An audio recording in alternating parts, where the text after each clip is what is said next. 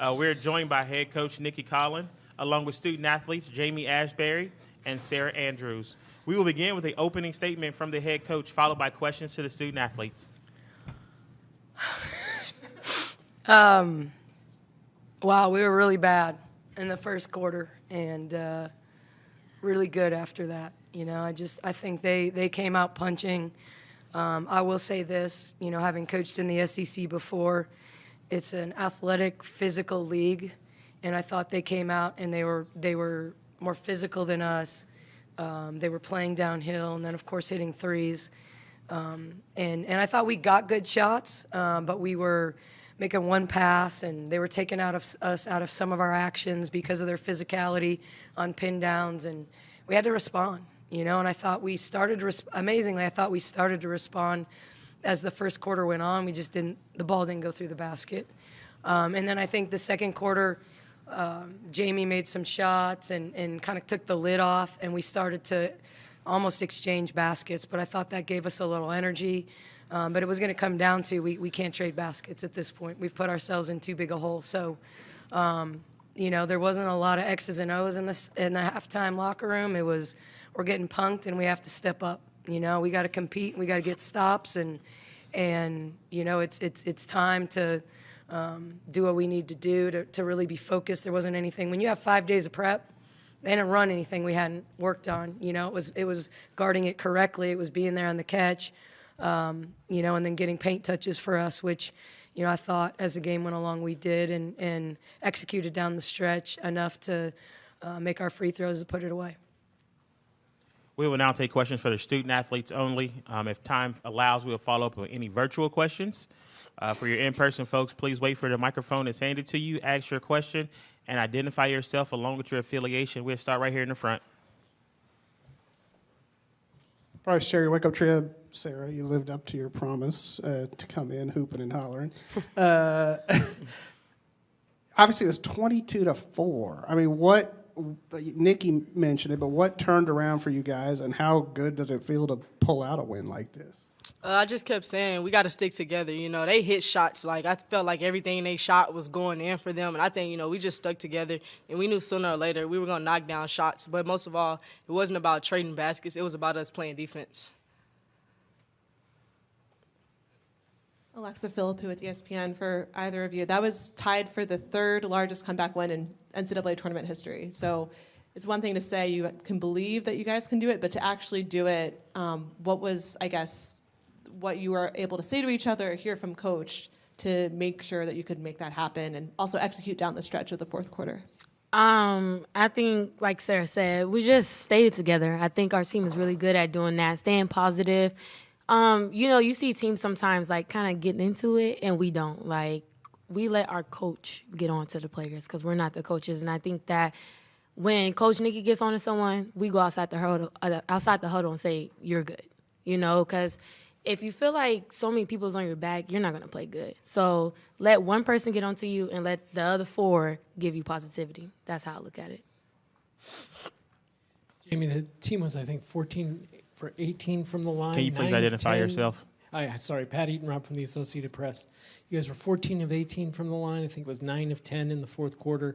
Obviously 7 in a row to close the game out. Can you just talk about what leads to that kind of composure, especially when it's coming down to the end in an NCAA tournament game? Well, I think I'm the one who missed, so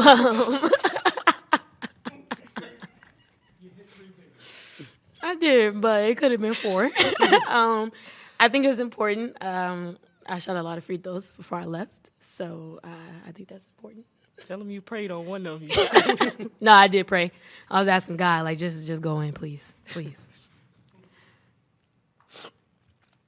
Jerry Hill, Baylor Bear Insider. Jamie, what got you going in that second quarter when, y'all were 2 for 16 in the first quarter? What got me going internally, my mom's birthday was March 16th, and some of you may not know that. She passed away when I was 16, and my dad sent me a text on her birthday, I think, and it was like, make this game about her. And when I was at halftime, I was just sitting there and I was quiet and I was just praying to her, like, if I'm going to go out, let me go out with a bang. And thankfully we won, and I think that game was for her.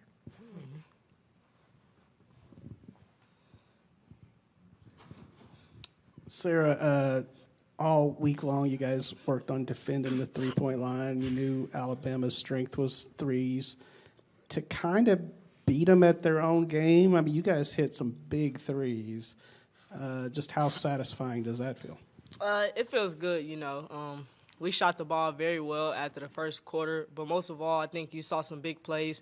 Jamie and Kate and Bella all had some big plays at the end of the game, you know, that we could have easily gave up and gave them the rebound, but I think, you know, our seniors stepped up, and Bella definitely as a freshman, you know, got a big rebound for us.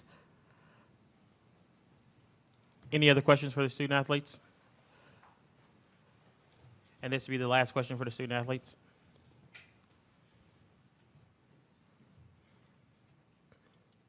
Sarah, I can't remember if you were on or some, but y'all really shut down Aaliyah Nye. Can you talk about just kind of what y'all, 'cause it didn't look like y'all were giving her like any open looks. Y'all were up on her. Talk about how y'all did that.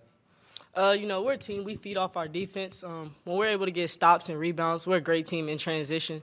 So I think, you know, we started playing some defense and getting stops. And, you know, I was just like today on defense, I was just locked in. You know, I felt like I could jump out the gym all of a sudden. But most of all, the game was just fun today, honestly.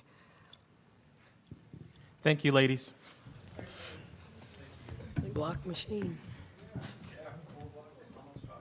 And they were legit. Like, they weren't just like, you know, guards usually get strips for blocks, not like the ones up top. And now we will open up the questions for our head coach.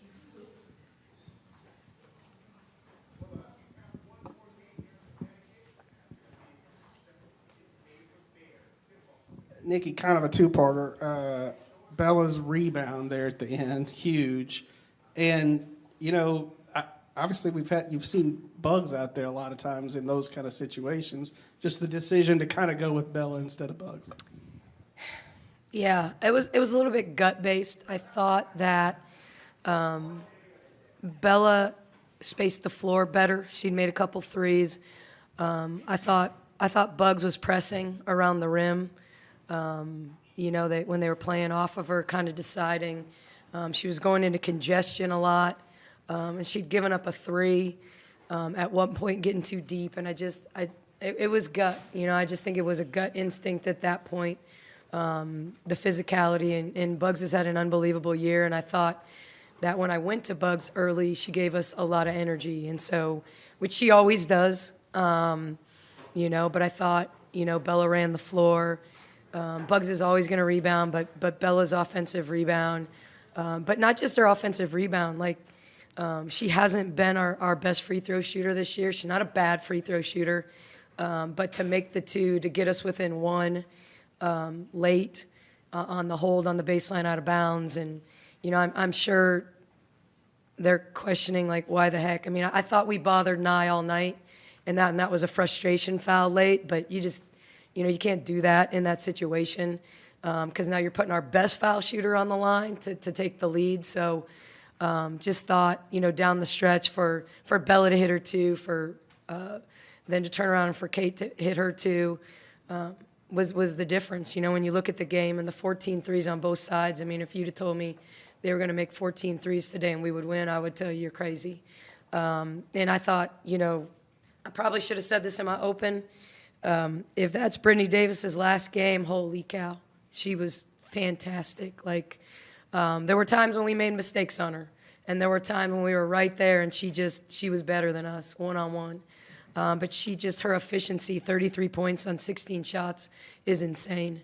So she was unbelievable. But I'll tell you, we felt like, you know, Derek, our radio guy, asked me this before the game. I felt like we had a better chance to guard Barber and Nye than we did to guard Davis, you know? And so that's why we put Sarah on Nye. That's why we put Jamie on Barber, because we wanted to keep tight on them. You know, we really wanted to we thought we had a better chance against them than we did on Davis. And she kind of proved why, you know? And so to hold those two in single figures, but then, but one of the things I'm most proud of is when we gave up the three-point play late, when you're at a minute, it's easy to go, man, that was the one. That was the one.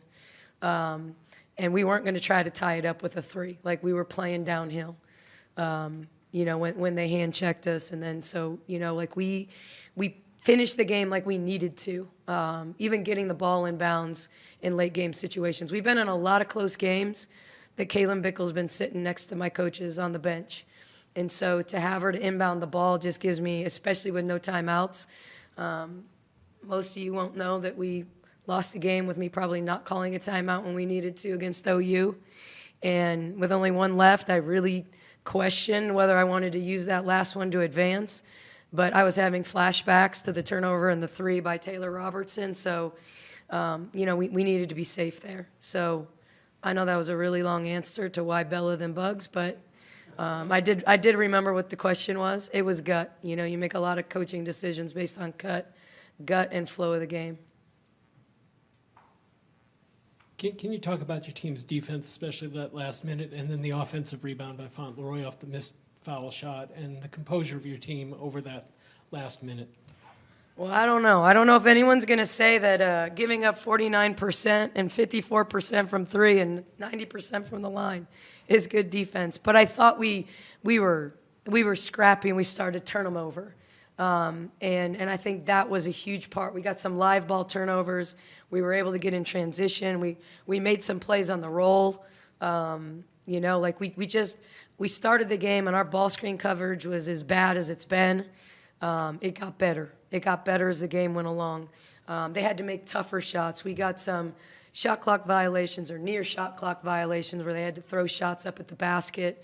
And believe me, I felt a little bit in the first quarter. I'm sure like Christy did in the third, where she's like zone. We hit a 3. She goes back man.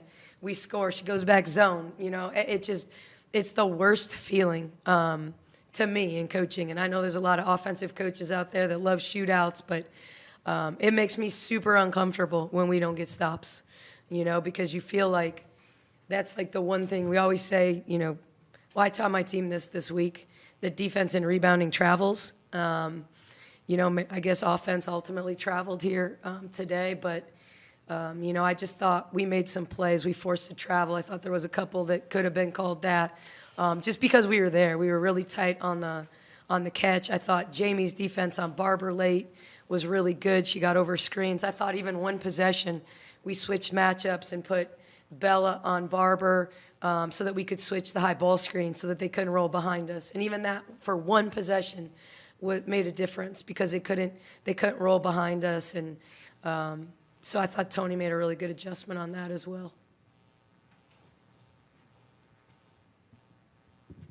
Nikki, how did you see your team, especially after the first quarter, going down and only scoring 4 points in the first frame, just stick together and not kind of lose that sense of like we can actually kind of chip into this? Yeah, I mean, we had a lot of players out there that either haven't played in a game like this or haven't played the role that they're playing in a game like this. And so I felt like we started the game, and once again, their physicality took us out of, their ice bothered us and our ball screen stuff. We'd worked on going against their ice all week. I thought they'd switch 1 through 4. I thought they'd ice with their 5, but they were icing with their 4 to start. So they were consistently putting us against the ice. We weren't moving the ball side to side the first 4 minutes. When we got to the first media timeout, we started to move the ball. Then we just started missing. I thought we ran a good set. Bugs got a layup and missed. Jamie got a couple wide open threes.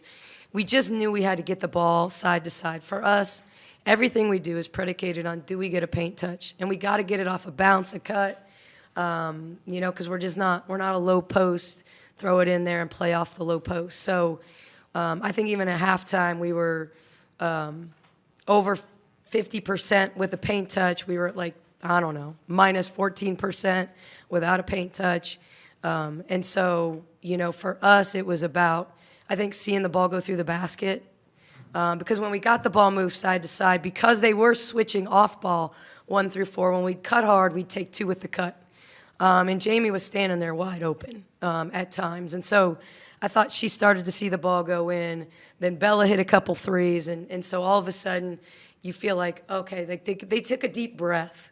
Now we didn't guard perfectly in the second quarter, but we started to chip away. and to go in down 11, and I thought, we had a couple possessions right there at the end to cut it under 10 and had a turnover and, an embarrassing out-of-bounds play to end the half. Those are always, like, really bad coaching moments. But, the halftime, everyone's always going to talk about the halftime speech, and I think sometimes, for me, I black out when I give those type of halftime speeches, and it sounds weird to say that, but I'm very much a pretty articulate, pretty like, okay, we didn't guard this action right, let's fix how we guard their pistol stuff, but we guarded everything wrong, and we'd had 5 days to prepare, so there wasn't anything that we hadn't taught them how we wanted to guard, we just had to do what we were taught to do, and so there was a lot of challenges being thrown out. No swear words, I gave those up for Lent, but a lot of challenges thrown out about how we, needed to compete. Like I thought Brittany Davis came out and I challenged Jaden. Like, you have to be better. Like, you just have to be better. And so I don't know exactly what I said. I know Chloe and Tony loved it, but I could tell you that I don't. It's kind of like in those moments when it's so emotional and it's so like all you're trying to do is get them to go out there and compete. Because I felt like we could get anything we wanted on offense, but we had to guard. We had to defend and rebound. And we did, to come out and our challenge to them was make them call the first time out of the third quarter. And we did. And then they had to call a second, which puts you in a situation at the end where they only have 2 left and they don't have one when maybe they need one there at the end. And so that was our challenge to them, make them call the first time out. And I thought we did. We obviously did, but I thought we came out with the kind of energy that we needed. Last question here in front. Nikki, you talked about it. Brittany obviously got hers, but Aaliyah and Hannah, you guarded. What specifically did you do on those two? We played tight, we still tried to be in help side, and but we just, look, we have so many resources, The beauty of Baylor and a lot of the Power 5 schools is we got services, we've got film, there's nothing we lack when it comes to preparation. And I know we face a lot of teams in these tournaments with the same thing. So, but there's no reason to not know what people are good at, and Nye is an incredible catch and shoot 3-point shooter. She was 2 for 3. So when you give her a look, now one of them banked in, okay, but she was 2 for 3. But she has made no threes off the bounce. So if you make her play off the dribble, I think she has like 11 free throws on the season, and it's layups or it's threes. And she's so good at creating protection for everybody else because you don't want to leave her, and it puts you in situations where you got to stay home. But we did a good job of being there on the catch all night long on her, and making her play off the bounce, making her a passer, trying to make her a decision maker.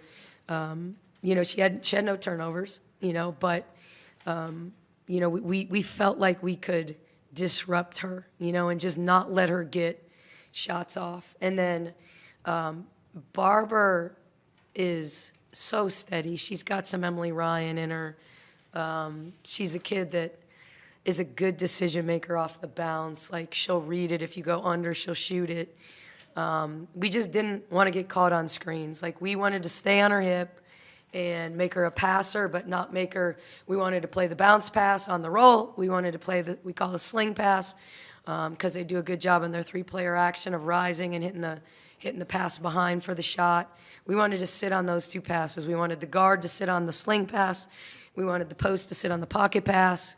And we got better as the game went along at doing that.